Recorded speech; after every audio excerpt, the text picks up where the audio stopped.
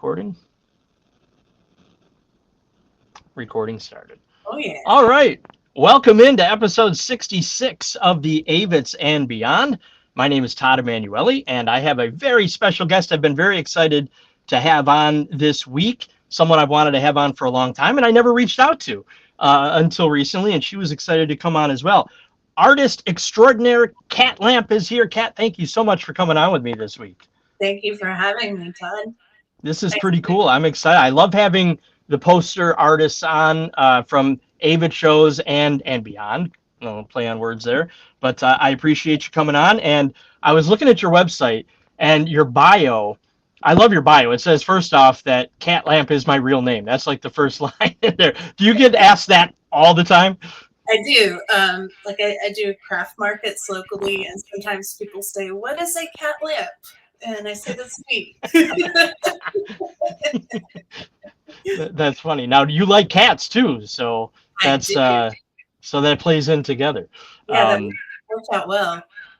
So you're an artist. What you do all different types of art, correct? Yes. Tell me a little bit about what you do. So I paint and draw and collage and I do digital art as well. I love your style, and I know I've had a lot of people reaching out when I announced that you're going to be on the episode saying she's my favorite. She's my favorite. Oh my gosh. Do you get that a lot? Do people come up to you and say you're my favorite poster artist? I really love hearing nice things like that. Yeah, it's nice. That's cool. So how did you get involved? I had Garrett Moreland on a couple weeks ago on the show. Do you know Garrett? I don't personally, but I watched his episode. Oh, okay. And he told a cool story about how he got involved with the Avetts and how like Scott just randomly called him one day and said, "Hey, do you want to do a poster for an upcoming show?" And he's like, yeah." So how did it happen for you? Because you've done how many posters have you done for them? It's First of all, 70s. How many? 70 something. 70 something? Wow. Yeah. That includes like the triptychs with like 3 nights in a row. Sure. Okay. Yeah, but so how did you get involved doing it? How did it all come about? Was it similar to Garrett, or was it a totally different story? A totally different story with similar roots. I started making flyers for bands that I played in high school. Like here in Winston-Salem, there was a really close-knit all ages punk rock and indie scene when I was growing up. So I played in bands and my friends played in bands, and I made my first poster sometime in the 90s. Nice. Nice. Then in 1999, I got a job at Kinko's, like the 24-hour print and copy place. And so I learned how to use Photoshop there, and I learned how to make a lot of beautiful color copies there. So if somebody's band was playing and I liked their band, I'd ask them if I could make the poster for it and make it at work. And that's where it all started back then, back at Kinko's, making copies. And so I moved to Greensboro. I decided I wanted to try to go to college for art. And ended up getting a 2-year degree in graphic design. So I learned how to do it the right way. But during my first semester, well, I guess I'll back up a little bit. Pete Schroet, he had opened a club called the Flying Anvil in Greensboro. Right. Yep. And that was another place where I was like, can I make the posters? And I would get in free. And one day I made a poster for a show and he really liked it. And I was like, oh, thank you so much. And I was like, please let me know if you ever need anything else. It's my favorite thing to do. Oh, I see the connection. Here. 3 or 4 years, and I run into him at a party in a mutual friend's backyard. And he had just started working with the Avetts brothers maybe a year or two before that. And he asked me if I wanted to do posters for them. And I was like, me? Like, that's like a real poster, like not like a colored copy poster, of course. And then a week later, he got back in touch and was like, "Hey, I was serious about that. Like, can put you in touch with our merch guy." And so I did some mock-ups for Travis, and then I've been making posters for them ever since. And at that point, I had just gotten my first Mac computer and was just Yeah. learning how to do real graphic design. I still had no idea how to do the color separations, or like I didn't have enough RAM on my computer to make something that big. So I used to design them really small and then enlarge them at the end so I could like go and drink coffee or something while it was just like thinking for like 15 minutes. Well, you said you made them small. How small did you have to make them? And was that I hard to was do? working in like proportion, like 9 by 11 ish, kind of like Okay. the aspect ratio was the same as like an 18 by 24, but just like close to a regular size sheet of paper. Okay, so it wasn't too tiny. I was thinking you were doing like little tiny things and then But having to blow them up. as far as the file goes, like I was working in Illustrator, so I could just like enlarge it at the end. But eventually, I was able to get a computer with a lot more RAM, and things changed. That's great. So did you ever have to meet with Scott or Seth to talk about this, or was it just Travis and Pete that got This, you into it? And they must have had to approve your artwork, I assume. yeah. So working like a few different styles, and so when I was doing some mock-ups, like Travis hit me back with like some examples of my work, and he's like, Scott likes this style the best. Can you Oh, turn it in okay. that direction? So I've never actually met the brothers, but That was my next question. I've talked to Scott on the phone a couple of times, but never Okay. really So got 70 something posters and you've never gotten to meet them? yeah. We gotta end that. I mean, you're right there in North Carolina too. Also, I'm painfully shy, so I Okay. don't know what I would say. Like, just like they, I mean, even just like on the phone calls, like we were talking about some stuff, but it's just like, thanks so much. How big of a fan of the Avett Brothers are you? Like, when did you discover them? Were you inspired by them with your artwork at all, or tell me about it? It kind of it collided with the posters. Pete talked about them often, and they had played. He ran a coffee shop called the Green Bean, and they played sold out shows there. I never got to get in, and it's Oh no!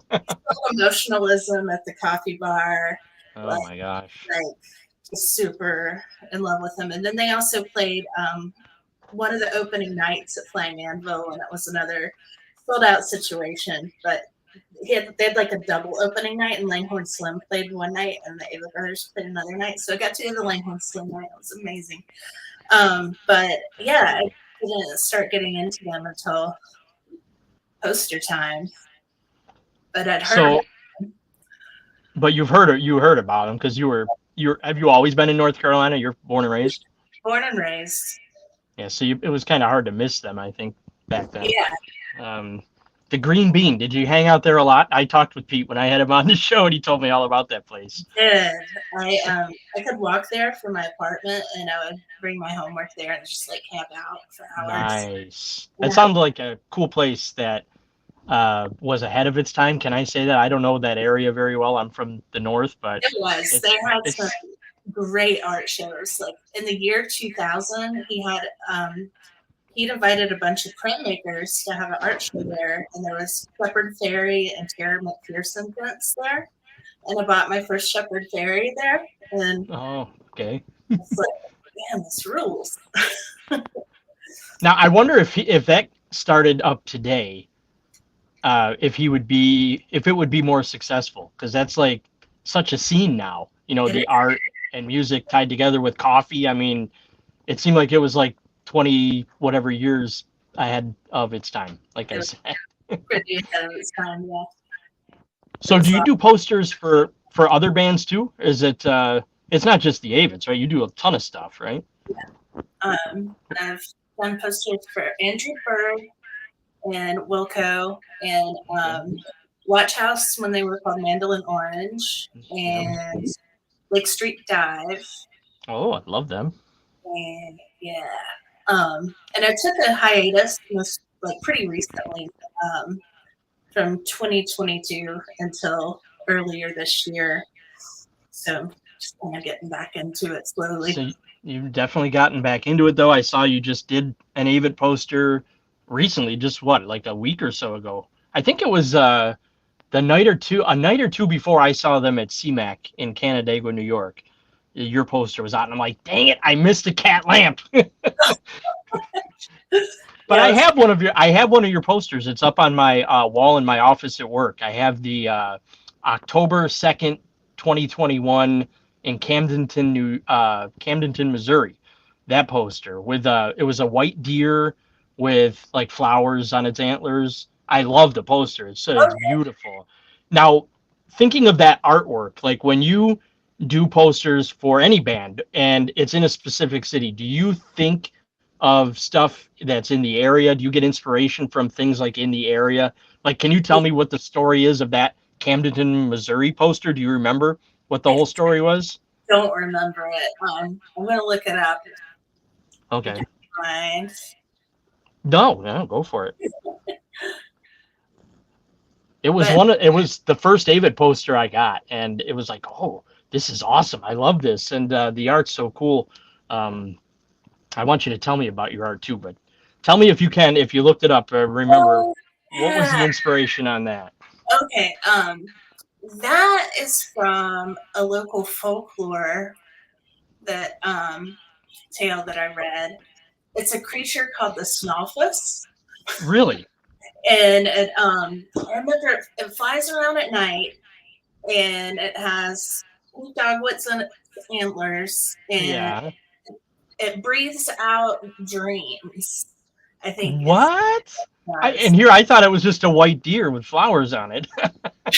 It's so much more than that. I really enjoy learning about different places. I love how That's definitely got to be a perk of the job. I mean, you learn a lot of stuff like that. What was that animal called again? A what? A snoffless? Snalfus. I think it's spelled Snoffus? Snawfuss. I'm gonna be googling it right after we get off of this. That's really cool. Okay, so like the last one you did, I can't remember for the life of me which concert it was for, but it was an owl that was on the poster. New Haven. Oh, it was New Haven. That's right. So what was the inspiration there? Um, They have a lot of owls. there is this really tiny owl. It's about the size of a robin that Okay. lives. Oh wow. It's native to New England and for places further north. And it's called the northern saw-whet owl. And it's so tiny, but it looks like a big owl, but just like shrunken down into a little Right.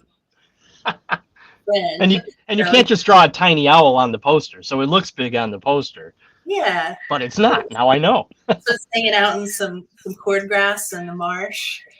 Um, because the grass normally looks like really thin, the way that we see it. But I was thinking from the owl's point of view, it's probably very stable. Right, right. Oh, that's really cool. So New Haven, Connecticut. Did you think of drawing pizza? Because they're like New Haven is known for their pizza. That's I like a did pizza not. capital. I did not know that. Darn it! It could have been a pizza instead of an owl on there. Yeah. It could have been an owl having pizza. Would you ever consider drawing a pizza on a poster for a concert, or would that get approved? That probably wouldn't get approved I don't because know. I guess it pizza. really depends on the context. New Haven's really known for their pizza, and that's like huge there. So And that would yeah, be interesting. Maybe next time. like a Maybe pizza next time. box with Yeah, like pizza box with an owl on it, or the owl in the pizza box with the lid open. You know, eating the pizza, yeah. something like that. Next time there's a New Haven show and they call you, there you go. You're welcome. I'll take part of your royalties for that, and all done. That's good. So describe your art. I love it. It's I want to hear your description of it. I don't want to try to describe it because it's just cool. Tell me about it. Thanks.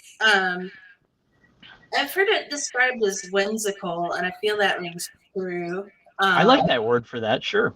and I'm pretty hands-on with it. I like to have my hand in it. I like to show like the imperfections and the wobbles of my lines. Um, I like to celebrate the humanity with it.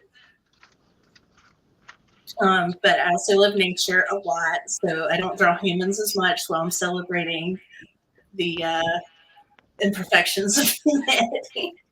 That was going to be my next question because I don't think I've seen a poster or artwork of yours with a person. It seems to be a lot of animals, or I'm still maybe people, pizza someday.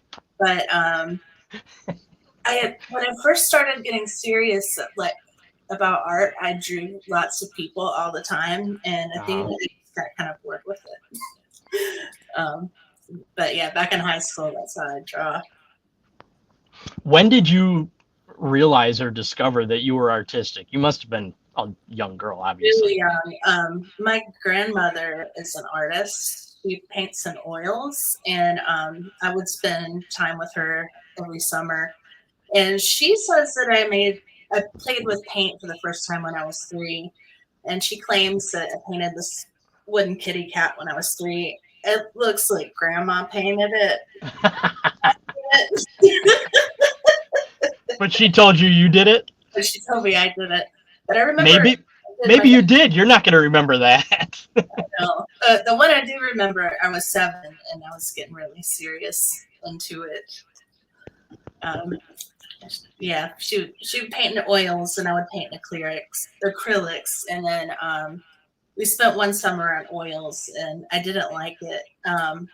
But at the time, I didn't really understand it. I think maybe if I go back to it some other time, I might have a better understanding of what to do with it. Now, is it a big transition? I think I've asked every artist I've had on my show the same question. If you're using paint, acrylic paint or whatever kind of paint, and then you are making posters, which I assume is digital art, it's still hand drawn, but Yeah, that's like two totally different things. Which is easier for you? Which is harder? Tell me about that. it's easier. It comes more natural to me. Paint is easier. See, now I think that would be harder, but I'm not an artist, so I wouldn't know. For me, like I guess I keep painting separate, so it's like more meditative, Right, right. and then digital when you have all of the steps involved in the technical details, it's less meditative. Yeah, it's more technical, Yeah, right? Obviously, because I mean, you can be super pinpoint accurate on what you're trying to do with a digital drawing. Obviously, paint kind of just happens, right? yeah, I mean, and obviously, you you have have less talent, but control. You have much yeah. less control. Which do you prefer? If you're really good, you probably have a lot of control of paint, but I still don't know what I'm doing most of the time. You prefer painting as opposed to the digital stuff? Um, I don't think I have a preference. I think Okay. it depends on what I'm making, if that makes sense. Yeah, I get that. I get that. Sure. If you're trying to, obviously, for a poster, you got how long do they give you? Like I know Garrett was telling me that one time they gave him like 2 weeks to design a T-shirt. That's not a lot of time for an artist that wants to be detail oriented. It's not. So digital obviously is easier than that. You can whip something together quicker, obviously. It's So hard. It's still. Yeah, I've had many months to a couple weeks. And as far as a couple weeks go, we got to keep in mind like how long it takes to get them printed. So where they right. are giving me a month, like I'll have to like take 2 weeks and then like possibly really stress out my printer. Yeah. So if you only have 2 weeks, that only gives you really what a few days to design it and then get it in the process of getting printed and stuff. Correct? Yeah, That sounds super stressful, yeah, but fun. It could be fun, I guess. yeah. Or if you get a month, you might have a week, and then you've got to get it to the printer. Wow, that's so it's stressful no matter what. But hey, that's what you signed up for, and you're good at it. So I you love can it. you can pull it off. You can do it, and you've done it many many times. So you're a pro. You're an old pro at it. Um, I don't know what? about that, but Well, you're definitely a pro. Um, what kind of music do you listen to besides the Avets or Langhorne Slim? Do you listen to a wide variety of music? I do. Um, so grew up with punk and indie rock, so Okay. those are kind of like my comfort zones. But I also enjoy classic rock and rap and jazz. You sound like me. I'll listen to anything, anything and everything, Nice. which which is good. I have a very eclectic taste in music, and it's transferred to my kids, and they thank me for it. So That's awesome. I did something right with them on Yeah, my end. pop, metal, like just about anything. Yep, that's cool. So that transfers over to your artwork as well, I assume, correct? The music you listen to. I guess so, yeah. Sometimes I look at a painting that I made and I can remember what I was listening to. Oh, Like, that's cool. yeah. That's cool. Because like when yeah, I've asked music artists like, do you remember where you were when you wrote a song? You know, what was going through your mind? What is it about? But I've never thought of it, you know, painting wise. Like you're listening to music or something, and that could bring you totally back to that moment. Yeah. That's really cool. So you picked the music for the episode. I cannot access the list right now because I had a major technical issue that Ryan Boyles is here, by the way. He is behind the scenes producing this episode for me because he saved the day. So I can't use my phone to get the list. Do you have your list in front of you? Awesome. Thank you for preparing. Tell me what songs you picked for the episode and why you picked them. So I picked songs that give me energy and then I feel hyped up when I listen to them. So the Avett Brothers Talking Indolence. I always love it when they play it live. Yeah, Um, it's so fun and energetic. love Um, that song. the song by the OCs called Wax Face. It's the first track on one of the records. I forgot the name of it right now, but That's okay. it just kind of starts and just kind of hits you in the face with an explosion of sound. And it's like, I just like how loud and good it is. The Chambers Brothers Uptown is just like such a good, like, the beat in it is just amazing. And it's just a song that you just want to get ready to go somewhere while listening to. That's cool. Um, and Trans Am Stereo Situation. Trans Am is a band that one of my old bands played with that I liked a whole lot. And this song on it's the last song on one of their records, and it influenced my bass playing a lot. Um, I just really love the simplicity of the bass line and the rhythm section. It's like being able to play like just the right note at the perfect time while being really simple. It gives me chills. So it's an instrumental song. Oh, nice. Okay. The Staples singers, I'll take you there. Mavis Staples is just one of the greatest of all time. I adore her. Love it. I've seen her twice. She takes me to church every time. Buzzcocks, I believe they're a punk band that I really like. And that's a song that I love listening to when I'm making art. And Wilco's one of my favorite bands too. And Dawned on Me is just like a really nice spoken, lovely song. And then Deerhoof, This Magnificent Bird Will Rise. It's another instrumental song, and they're another band that one of my old bands played with and that I love a lot. Their rhythm sections just wild and kind of almost jazzy, but avant-garde and rock at the same time. Nice. They're a lot of fun. That sounds it. Well, look at this. Look at Ryan's putting fun facts up on the screen. All right. Talk on Man, Indones was played for the first time at Flying Anvil in Greensboro, North Carolina. All right. And you've been there, right? oh yeah, that's so funny. So you mentioned, was that all the songs or did you have more? That's it. Yeah. Okay. All right. That awesome songs. I can't wait to play them. You mentioned playing in bands. How many different bands have you played in? And what kind of music was each band? And what did you play? What do you play? Okay, I play bass. Okay. Well, that makes sense from what you're talking about. My first band, I was in high school, and it was called Disband. And they continued on, like they went to college and continued playing, and I went to work. And then I played in a band called Teratoma, which is kind of like a grindcore metal. Really? Wow. I never would have guessed that, but that's you said you like all kinds of music. Yeah. And Malabaster, we were rock and roll, mostly instrumental, a little bit of punk, little bit of, I don't know. We were just kind of our own weird, awesome thing that I really loved.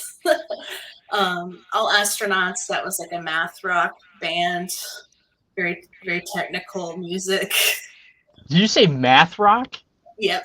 I've never heard that before. So that's technical. I like that. Yeah. Okay. Yeah. It's a whole genre unto itself. Another thing I'll be Googling when we're done here because I'm it's new to me. Um, this is fascinating to me. The different kinds of music that you've been involved in. Is any of this music out there? Like, can people hear it on YouTube or something? Or I think there's some on Bandcamp, or what's the other one? okay, Under my friend who played guitar and a couple of them. Um, this band Squatweiler most recently that reunited, and I'm not the original bass player, but I joined in for a reunion show. They're on everything, and they're a very influential punk rock band from the 90s. Very forward thinking and feminist and fun. love it. Love Um, it. I played in a band called War Bomb, and it was punk influenced, but also like my friend Adam was a singer songwriter, and he was also influenced by Pavement and the Who a lot, Okay. and so there was almost like a oldies kind of flair to some of it. Wow. He's just an amazing songwriter. I don't know if any of his music's out there, but it would be under Adam Thorne and the Top Buttons, I think. And You've played in a lot of bands. in a lot of bands. I think Shaking Hands with Danger was last project. That was another kind of math rock band. And then everything else has just been kind of one-offs. I'm semi-retired. So. That was my next question. Are you still involved with any of these, or is Yeah. art is it now? Yeah, art is it. I messed up my back, so music No more is stage diving. more stage diving. Yeah. So every now and then, some friends put together a cover show as a benefit, usually for the Greensboro Animal Shelter, and Very cool. we'll get together and perform as a band, like covering the band's material. It's like So the we've good old days. done the Minutemen and Gang of Four that way. Very cool. Well, man, you are very well rounded in the arts. But let me end with this. One more question. What is your dream gig as an artist? What is that one thing that you're like, I got to do this before I retire? I really want to do this or work for this band or whatever. What is that dream gig that you're chasing out there? I don't even know. I have to think. Meeting Scott Avett, meeting Seth. it would be nice to say hello to them. Yeah. Um, It'll happen. So it's got to. You've done too I mean, many posters for them. there was a time when doing a poster for Red Rocks was like my dream, and Okay, well, I get that. That's cool. So how many doing, times have you done that now? it's been I think 2 or 3 times. Okay. Is it cool every time, or is it old hat now for you? Probably not. I imagine it's pretty cool when they it's ask you to do that. it'd be yeah. I would love it if they kept asking me to do that sometime. All right. Well, we'll put it out there for you, and well, I'm sure you'll get that gig again. But well, this has been a lot of fun. The time goes by so fast. I really appreciate sticking with me tonight with the technical issues. I hope I can get the episode put together. At least it'll be on YouTube, and we'll share the video. But I'm gonna hope to be able to put the episode together if my computer will work again. I have Yeah, to be nice. I have to be nice to it tonight and like not slam it around and and pound on the keys and be like, "Come on, turn on." We'll get it to work somehow. But give thank it you a so much for coming on. What is your website, your social media? I know Ryan's been posting your social media down below, but tell us how people can find you and your work and buy stuff from you too, because I know you have a shop on your website too. yeah. Catlamp.com is my website. There's a link to my shop from there, and my handle on Instagram is Catlamp, and that's my name on Facebook as well. And it's your real name, so you're Real not name. putting in something fake. It's your real name, and people are going to find you on there. So that's easy. Cat Lamp. Type it in on wherever you are on social media, and you'll find your artwork and go buy that stuff. I was looking at your store today. I'm like, ooh, I've got to get that for my daughter. I got to get that for me. I'm like, Awesome. I may be doing some Christmas shopping, the early Christmas shopping on the old catlamp.com. So thank you, Cat, for coming on. I really I appreciate it. appreciate it. And down the road, after you meet the Avetts or something like that, I'd love to have you back on sometime. Sounds good. All right. Thank you so much. Thank you. Good luck with your computer. Yeah. Thank you. Bye.